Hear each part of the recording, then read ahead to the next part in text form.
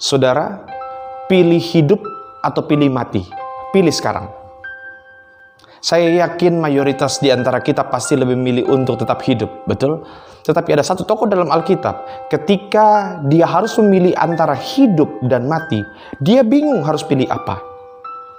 Dan sebelum kita baca Alkitab kita, mari kita tundukkan kepala, kita berdoa. Kami bersyukur Tuhan Yesus jikalau pada sabat subuh hari ini kami boleh berkumpul untuk kembali mendengarkan firman-Mu. Kami tahu ya Tuhan, kami butuh Engkau untuk menjalani kehidupan ini. Pagi hari ini berbicaralah, kami siap untuk mendengarkannya. Urapi telinga kami ya Tuhan, sehingga benar-benar mendengarkan kebenaran yang asalnya dari sorga. Dalam nama Tuhan Yesus. Haleluya.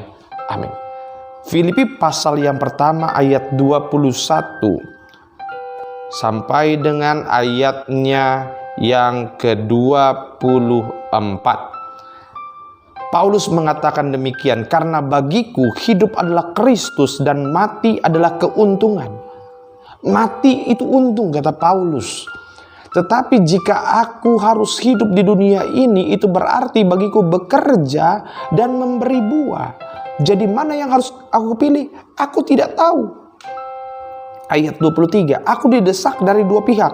Aku ingin pergi dan diam bersama-sama dengan Kristus. Itu memang jauh lebih baik. Tetapi lebih perlu untuk tinggal di dunia ini karena kamu.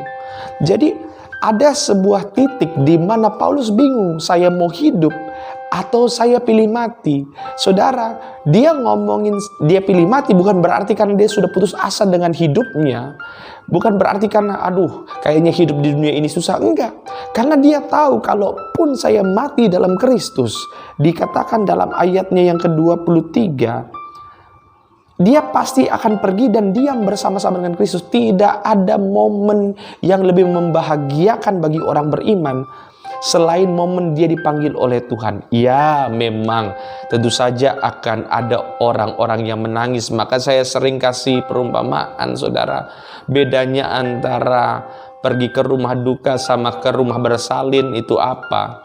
Kalau kita pergi ke rumah bersalin, orang yang kita kunjungi, bayi itu pasti menangis. Ya, lagi menangis. Tetapi kita yang datang itu semua pasti tersenyum. Ya, kalau pergi ke rumah bersalin kita semua pasti tersenyum. Sedangkan yang dikunjungi lagi menangis, bayi itu. Bedanya dengan kita berkunjung ke rumah duka adalah yang berkunjung rata-rata pasti menangis, rata-rata bersedih.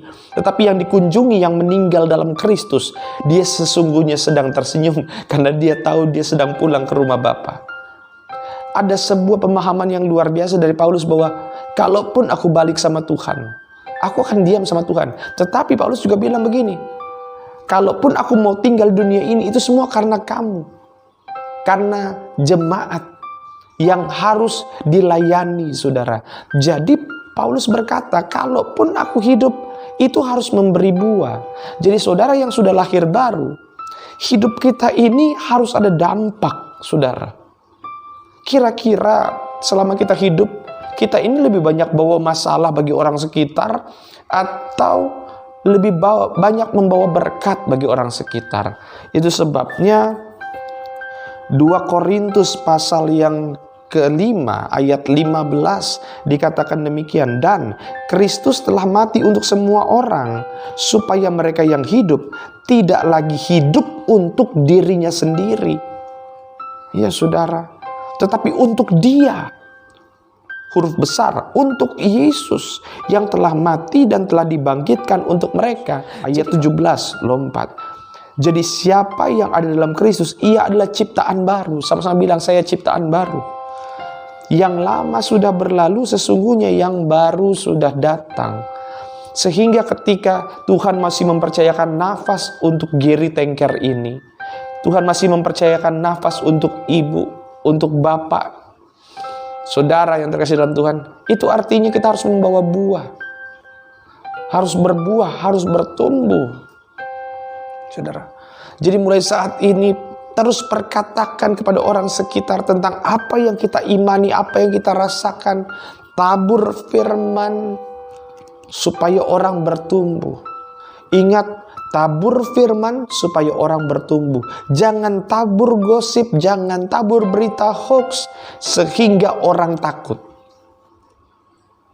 Berbuah, saudara yang terkasih dalam Tuhan, sehingga nanti ketika waktunya tiba dan Tuhan panggil kita untuk kembali ke rumah Bapa, kita akan kembali dengan senyuman karena dua hal.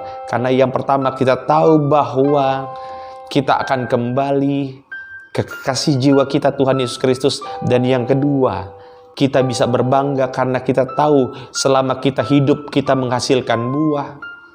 Banyak orang yang akhirnya diberkati, keluarga kita, anak cucu kita, suami, istri yang kita tinggalkan pun ketika kita dipanggil Tuhan, mereka bangga karena punya suami, punya istri, punya orang tua, punya opa, punya oma yang hidupnya sepadan dengan firman Tuhan. Wariskan iman, wariskan ketekunan, wariskan cerita-cerita iman Anda kepada anak cucu. Dan saya berdoa satu saat nanti, engkau dan aku, keluargamu bersama keluargaku dalam Kristus, kita akan kumpul dalam kerajaan sorga. Yang percaya katakan amin. Tuhan Yesus memberkati. Kita berdoa. Terima kasih Tuhan Yesus. Dan pagi hari ini kami mau terus bertumbuh dalam iman. Kami mau supaya hidup kami menghasilkan dampak, berbuah untuk Engkau. Karena kasih-Mu ya Tuhan, kami boleh beroleh kehidupan. Dan kehidupan itu adalah kekal dalam nama Tuhan Yesus. Haleluya. Tuhan Yesus memberkati setiap saudara. Shalom.